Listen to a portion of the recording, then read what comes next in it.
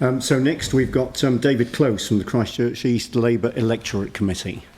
David, thank you for joining us. Thank you, Mr. Chairman, but David Lawrence is making the presentation. Thank you. David's my mentor, yeah.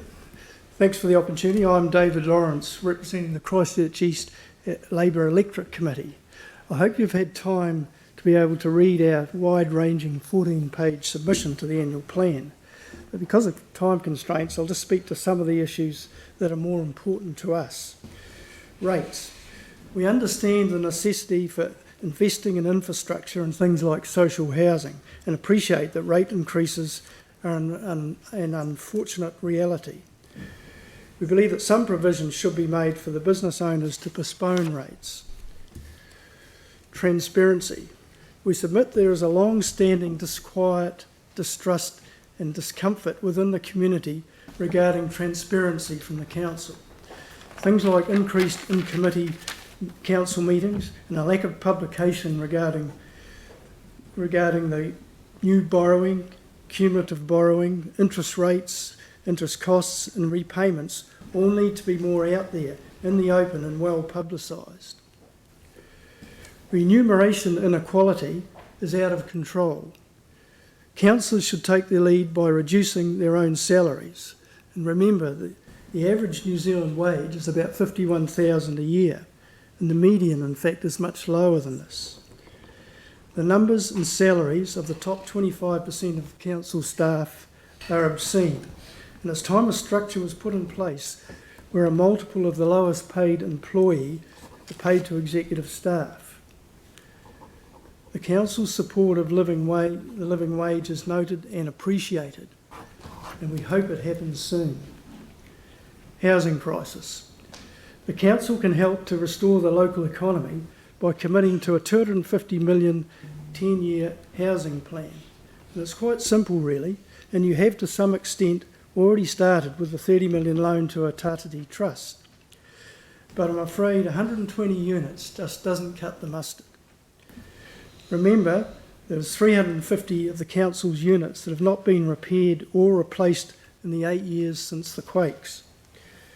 Home ownership is also falling and predicted to go lower. And the demographics of our ageing population is scary. The recent Salvation Army survey highlighted this. There are increasing numbers of single, superannuitants and vulnerable people who have no way of paying market rents. This morning I was doing my usual weekly volunteer at 0800 Hungry, Christchurch's largest food bank. And it's disturbing to deliver food to older, vulnerable people who, because of the rents they pay, live in substandard cold accommodation. It doesn't take long for them to become physically and mentally frail. Their life expectancy is much lower than yours and mine. And I've asked, is that fair? So, use the council's borrowing ability to fund an Ōtautahi Trust expanded building program. Smaller one-bedroom warm units are in dire need. You should give the trust a 2-year interest-free loans and then only charge what you pay. That way the only cost to you would be the interest on the first 50 million or so, and this could easily be funded by the council's housing development plan. There is more detail in section 6 of our submission. There are other sections which, because of time restraints, I can't address, but I urge you to read our report in full. Finally, addressing the particular needs of the East. Our number one priority is affordable rental housing, especially in the New Brighton area.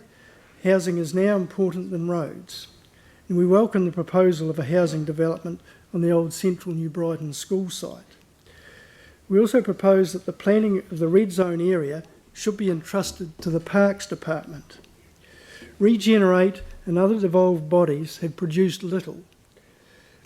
The council has the in-house expertise to do this work. If you read sections 8 and 10, they cover this in more detail. So in conclusion, I'd just like to say thank you for the opportunity to speak today and thank you for your attention. Thank you. I'll take one question from Sam. Yeah, thank you, Davids, for coming in and presenting. I just had one on the living wage that you talked about, and I just would be interested in your thoughts, like in the current economic environment with low interest rates, low productivity, if we're looking to push those costs up, do you see that as a potential to increase redundancies because people will move to automation? Do you have any thoughts on that?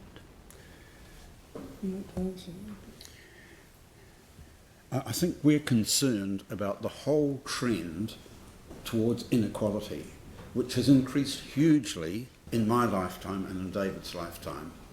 We think it's important that the council play its role in arresting that trend to this growth of an underclass in New Zealand and this mighty gap between rich and poor. We used not to have rich and poor in New Zealand. We just see the living wage raising the bottom as one step towards it and modifying the top. Thank you. So David, thank you very much indeed for the submission and taking the time to speak with us this morning. Thank you. Thank you. Thanks.